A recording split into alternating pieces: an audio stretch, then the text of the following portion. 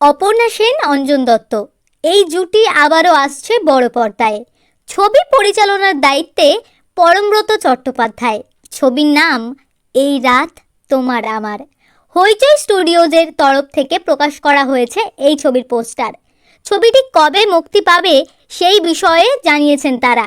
ছবির পোস্টারে দেখা যায় কাঁচা পাকা চুল, মোটা ফ্রেমের চশমা চোখে, পরনে লাল সাদা কালো শাড়ি, কপালে লাল টিপে, ঠোঁটে মায়াময় এক হাসি নিয়ে আলো ফুটিয়েছেন অপর্ণা সেন, আর অঞ্জন দত্ত তার দিকে মুগ্ধ দৃষ্টিতে তাকিয়ে।